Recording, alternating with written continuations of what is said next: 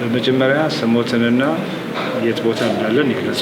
በመጀመሪያ በስመ አብ ወወልድ ወመንፈስ ቅዱስ አሐዱ አምላክ። እንግዲህ ያለሁበት እኔ ያው በጀሜይካ ቅድስት ቤተሰላም ቅድስት ሥላሴ ቤተክርስቲያን ነው ያለው። አስተዳዳሪ ነኝ እዚህ ጀሜይካ ማለት። ስሞትን አባ ሳሙኤል ወልደ ሐዋርያት ተድላ። Here I am at the Jamaica Ethiopian Orthodox Tewahedo Church. መንበረ ቤተሰላም ሆሊ ትሪኒቲ ቸርች። Holy Trinity Church. Jamaica, በጠቅላላ Jamaica. Yeah, it's all Jamaica. I'm the one assigned president for the Jamaican Ethiopian Orthodox Tewahedo Church. And my name is Samuel ወልደ ሐዋርያት ተድላ። ይህንን የህንፃ ቤተክርስቲያን የሰራው ማን ነው?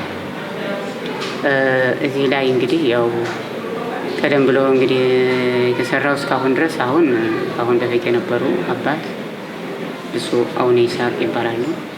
በህይወት የሉም። አሁን ከዚህ ዓለም ተለይቷል። ግን ያው ቆይቷል በቆመ ቤተክርስቲያኑ። አሁን ግን ያው ወደዛ እንቅስቃሴ ጀምሯል። ከ20 ዓመት በላይ ቆሞ አሁን ግን ኮሚቴ ተዋቅሮ ወደ ስራ እየገባን ነው። ፕላን እያደስን ነው። የዚህኛውን ህንፃ ማን የሰራው? የትኛው ይሄ ህንፃ ነው ያለንበት? ያለንበት የሰራሁት ያው እሳቸው ባሉበት ነው የተሰራው። እሳቸው ነው የሰሩት፣ ግን በእነ ሪታ ማርሊ በእነሱ ቤተሰብ እነ ሪታ ማርሊ ነው የሰሩት። እኛ በታሪክ እንደሚነገረን እንደሰማነው ከሆነ እነሱ ነው የሰሩት። ሪታ ማርሊ እንደሰራች ነው ማለት ነው። ይሄ ህንፃው ራሱ ከላይ ያለው ገነተ ማርያም ተብሎ የእሷ ስም ተለጥፎበት ያለው ስሟ ነው ተለጥፏል። እዚህ ሰንደይ ስኩል ያዳች። Okay, so here he's saying as they told me, and this place built by Rita Marli's and Marli family. So there's a memory statue there, I think, and we're gonna check it later. But they built it, Gannata Mariam, her baptized name. So they're building here, and during the Archbishop Abuna Isaac, when he was alive, but he passed away now, and the other thing he was explaining the other cathedral here in front of the church, the other building.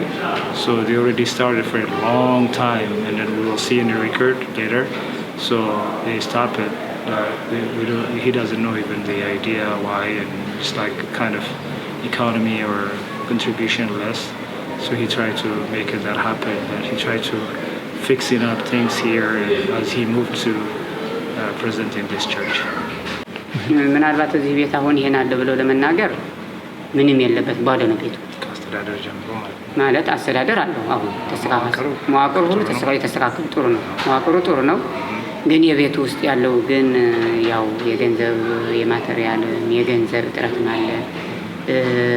ቢያንስም እንኳን ውሃ ለመክፈል ራሱ በጣም ያቅተናል። ውሃ፣ መብራት፣ ኢንተርኔት ለመክፈል የሚያቅተን ጊዜ አለ እና ዋናው ነገሩ ግን ካቴድራሉ የሚያስፈልገው ገንዘብ ነው። ገንዘብ ከሌለ ያው እንግዲህ ገንዘብ ሲባል በምክር እገዛም አለ፣ በትምህርት ባለሙያዎችም አሉ፣ በገንዘብም በተለያዩ ማቴሪያሎች። ገንዘብ ሲባል ሙያም ገንዘብ ነው፣ በሀሳብ መርዳትም በተለያዩ ነገሮች፣ በተለይ ደግሞ በገንዘብ ደግሞ ላይ ደግሞ ብዙ ነገሮች እርዳታ ያስፈልገዋል። ገንዘብ ሲሉ ከየት ምንጭ? ከህዝብ ማለት ነው። ከህዝቡ ማለት ነው። በደንብ ያልተመዘገቡም አባላቶች ማለት ነው አሉ፣ ግን መጠነኛ ነው። መጠነኛ ገቢ አለ። ዝም ብሎ ምንድን ነው ቅድም እንዳልኩት ከኢንተርኔት እና ከመብራት ከውሃ ያለፈ አይደለም። እንደገና ደግሞ እዚህ ሽማግሌዎች አሉ። 8-10 የሚሆኑ ተጠዋሪ ሽማግሌዎች አሉ። ለእነሱም ራሱ ምሳና ቁርስና ምሳ ይሰጣቸዋል። ምትችላቸው ራት ግን የላቸው እና ከሞላ ጎደል ማደሪያም አላቸው።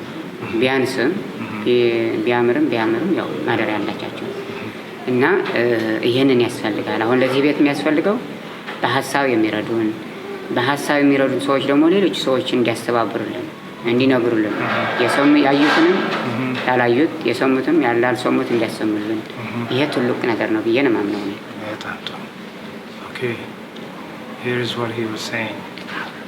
Yeah, here's what he was saying. We need lots of membership fees. It's just less people. It's not that much money that we collected. It's not even enough to the basic utilities or internet service fee.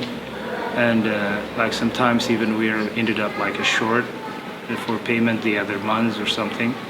But and then the other thing during his bishop blessing Minutes time, there is some people in the backyard they live in. They have, of course, some cottage house there, and then they are serving by the church like breakfast and lunch. They don't have a dinner, so it's sad part.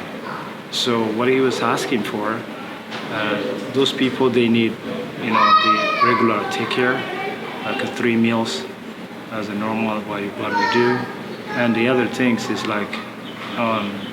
Just the actual income, not only the money. We need ideas, strategies, and the resources together.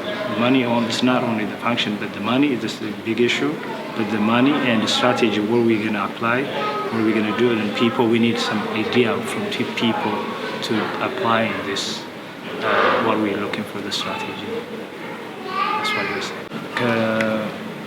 ከመደበኛው የሰንበት ጸሎት ቅዳሴ ሌላ በዚህ ቤተክርስቲያን ሌላ ግብረ ገብን የመሰሉ በሀገራችን እንደምንጠራቸው ግብረ ገብ የመሰሉ ትምህርቶች ለልጆች የሚሰጡ ትምህርቶች ካለ ይህን ቢገልጹልን። አይ ብዙም ያው ዳይሬክተሯ በበለጠ ስለሱ ዳይሬክተሯ አለች። እሷ ብንጠራትና እሷ ብትገልጸው አይሻልም? በጣም ጥሩ። ግን እንደሚያውቁትን ጠቀስ ያደርጉ ልጆች እነዚህ ልጆቹ በጣም ያሉ በግቢው ላይ ስለ ስብዕናቸው የልጆቹ ስብዕና በጣም ለኔ ያላቸው አመለካከት በጣም ጥሩች ናቸው። ግብረ ገብነቱ በጣም የተለየ ነው። እድሜያቸው ስንት ነው? ከ2 እስከ 3 ዓመት ናቸው። አሁን ወጣ ብዬ ብታያቸው ያሉት ልጆች አባባ ነው እና ይሄ ራሱ አንድ የግብረ ገብነት ምልክት ያሳያል። እና ልጆቹ በጣም ጥሩች ናቸው። በጣም ፋስት ናቸው፣ ፈጣኖችም ናቸው፣ ጥሩችም ናቸው። ስለዚህ ግብረ ገብነት ይሄንን ያየሁላቸው ነገር ይሄ ጥሩ ነገር አለ። ሌላ ለአረጋውያን ቅድም እንዳሉት አረጋውያንን መጦሪያ እዚህ 4 ክፍሎች አሉ። አዎ 6 ናቸው ያሉ። 6 አሉ። አዎ አንዲቷ ያው የነሱ ስቶር ነገር ናት፣ ጠቃሚ ምናምን ፍሪጅ ነገር የምትቀመጥባት ነውና አንዷም ክፍት ናት ያለች። እንግዳ ሲመጡ ሽማግሌዎች ሲመጡ እሁድ ቅዳሜ ለእሁድ ሲመጡ ቀድሞ የመጣ ያደርጋታል። ሰው ካለ ግን ከተያዘ ሽማግሌው ሰው ካለ ግን ቦታ ብሎ ከተያዘ ግን ያው እሱ ነው የሚመጣው። ስለዚህ የነሱ አሁን ቅድም እንዳልኩት ያው ቁርስም ምሳም አላቸው፣ እራት የላቸውም። እና ይሄ ከማነሱ እጃችን ከማጠሩ ከበጀት እጥረት ስለሆነ ያው ይሄንን ነገርም ያው ብትመለከቱት በጣም የተሻለ ይመስለኛል። Okay, what was you were saying? Besides the Sunday service here, and the church provide majorly like a couple of things like kids, 2 years and 3 years old kids. He doesn't know exactly what number of kids here, but we're going to ask the school department, the director there. We might asking her later, so she's going to explain to us. Anyways, in general, he just put it on the church. It's given that, basic ethics. And he just mentioned earlier, those elders people, they are here and then they have extra room. It's amazing how their strategy, people, they come in a little journey for Sunday service. They come on Saturday night. So whoever comes is going to take that room. So which is another bonus thing to do, providing for the older people. They want to be like taking a communion or something. They're going to come to Saturday night and staying here overnight. So which is good strategy. So they do this kind of service. But again, these elders, they have breakfast and lunch, but they don't have any dinner because of the shortage of budget. So this is another thing they would like to get in money to settle this implement. And they need help to the kids, 2 and 3 year old, if they can. They extended that school to the next level. And then he told me by his own memory, whenever he just walking around, they call him a Baba, like Ethiopian kid, which is I'm very happy to invest in these kids. So it's really nice. When he calling him a Baba, look at that, what we doing in overseas, like those are our brothers and sisters, but it's really hurts, warming feeling that. ያደጉት የት ነው አባታችን? ምንኩስናስ የተቀበሉት የት ቦታ ነው? ይህን ቢገልጹልኝ ከቻሉ። የመነኮስኩት ያው ዋልድባ አብረንታንት ይባላል። በአሁን ጊዜ ወደ ሰሜን ያው በፊቱ ወደ ሰሜን ጎንደር ነበር። አሁን ግማሹ ወደ ትግራይ ግማሹ ወደ አማራ ክልል ነው ያለው። ዞሮ ግን እዛ ነው እኔ ትውልዴም እዛ ነው። ምንኩስናዬም ዋልድባ ነው። ትውልዴም ያው እዛ ጠለምት ነው የሚባለው እና አያቶቼ ቅድመ አያቶቼ መቃብሩም ዋልድባ ገዳም የሰዎቼ መቃብር እና እዛ ነው የተወለድኩኝ። ያው ቅስና ዲቁና ደግሞ ይሰጡኝ የዲቁና አባቴ አልተጠየቅኩም። የጨረሰው የዲቁና አባቴ ብፁዕ ወቅዱስ አቡነ መርቆሬዎስ በረከታቸው ይድረሰን። አሁን በሕይወት የሉም። እሳቸውን ዲቁና ይሰጡኝ። የቅስና አባቴ ደግሞ ያው ብፁዕ አቡነ መቃርዮስ ይባላል። ባህር ዳር የነበሩ ትልቁ፣ ኋላም ወደ መቀሌም ተቀይረው ነበር እና የመጨረሻው ላይ ደግሞ አዲስ አበባ ሀገረ ስብከት በዚሁ አስኮ ገብርኤል ነው የተቀበሩ እና እሳቸው ነው የቅስና አባቴ። Okay, what was he was saying? He was born at Semen Gondar, the previous name, but anyways, it's a Gondar area. Specifically, the name is Talamt. So there is a big, well-known monastery, Waldiba. That's his birthplace around there. And then he took the monk's life. It's over there too. But we call it like a schema. He got it from the patriarch. He was a late patriarch, Ethiopian Abuna Mercurius. And then he's baptized by Abuna Dikuna. He's a deacon.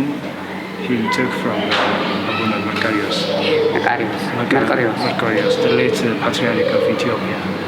And the godfather, that's what we're talking about. And he's Abuna Mercurius. He used to be a previous Bahar Dar, and late in Tigray he was a bishop there too. So he just born there, and his family buried around that Waldiba well-known monastery. So his family is around from there. Thus he were born, grown up, being a deacon, he got a monk, and then he moved to Jamaica. How many years? Yeah, since I moved here in Jamaica, this is the Holy Trinity Church, almost 3 years, almost. So that's why he was here.